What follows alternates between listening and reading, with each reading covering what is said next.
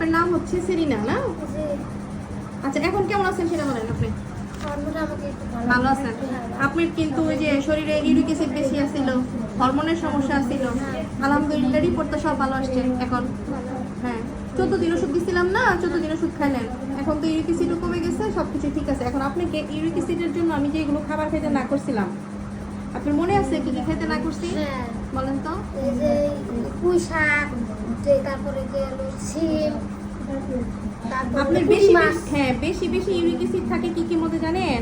পালং শাকে, পুঁই শাকে, হ্যাঁ ঢেঁড়সে, তারপরে কচু, কচুরমুখী, লতা, তারপর টমেটো, বেগুন, ফুলকপি, গাজর, বিট, সিম, এগুলা আপনার খাওয়া যাবে না।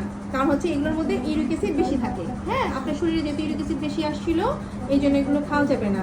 আর ফলের মধ্যে হচ্ছে জাম, ডাবের পানি আর নারিকেল খাওয়া যাবে না, এগুলোর মধ্যে ইউরিক অ্যাসিড বেশি থাকে। আর হচ্ছে আপনাকে খেতে না করছিলাম মুসুরের ডাল, ছোলার ডাল, তারপরে মাসকালাইয়ের ডাল, মটরের ডাল ইত্যাদি খাওয়া যাবে না, ঠিক আছে? মুগ ডাল খাইতে পারবেন কিন্তু পরিমাণে কম। আর আপনাকে আরেকটা জিনিস খাইতে না করছিলাম আপনাকে মুরগির চামড়া, মাথা, গিলা, কলিজা, ঠিক আছে? গুড়টা যেটাকে বলে, গুড়টা বলে না, এগুলোও খাওয়া যাবে না, এগুলোর মধ্যে ইউরিক অ্যাসিড বেশি থাকে। আর চর্বিযুক্ত গরুর মাংস, খাসির মাংস, চর্বি ছাড়া গরু খাসি খাওয়া যাবে, কিন্তু চর্বিযুক্ত গরুর খাসি খাবেন না।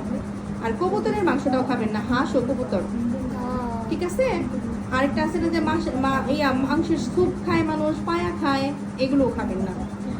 আর মাছের মাথা, মাছের ডিম, বোয়াল, পাঙ্গাস মাছ ইত্যাদি যে তৈলাক্ত মাছ আছে, এগুলোও খাবেন না, এগুলোর মধ্যে ইউরিক অ্যাসিড বেশি থাকে। চিংড়ি মাছে থাকে, কাঁকড়াতে থাকে, বাঙালিরা তো কাঁকড়া খায় না, কাজে বাদ দিলাম। শুটকি মাছ, ইলিশ মাছ, কই মাছ, এগুলো খাবেন না। সামুদ্রিক মাছ আপাতত খাওয়া যাবে না। হ্যাঁ, আর আমি তো আপনাকে করতে হলুদের ওইটা খাইতে না করছি এমন না, বলছি নারিকেল না নারিকেলের দুধ, নারিকেল আর নারিকেলের দুধ দিয়ে খাবার তৈরি, এটা খাওয়া যাবে না, ঠিক আছে? আর এখন তো রোজার সময় খেজুর খায়েন, কিন্তু পরিমাণ একটু অল্প খায়, ঠিক আছে? আচ্ছা, আপনি ডাব খেলে সমস্যা? হ্যাঁ হ্যাঁ, কি খালে? ডাব ডাব ডাব ডাব আপাতত ইউরিক অ্যাসিডের জন্য কিছুদিন খেতে না করছি। আপনি কি কি খাবেন সেটা বলে দেন। খাই না।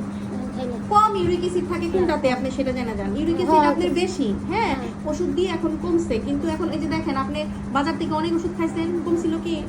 না, ব্যথাটা কমছিল না, খাইছি না ব্যথা কমে না, এখন তো ব্যথা কমে গেছে, এখন তো আলহামদুলিল্লাহ ভালো আছে। তাহলে আপনি কি কি খাবেন? লাউ খাইতে পারবেন, চাল কুমড়া খাইতে পারবেন, চিচিঙ্গা খাইতে পারবেন, ঠিক আছে? ধুন্দল খাইতে পারবেন, করলা, ঝিঙ্গা, করলা,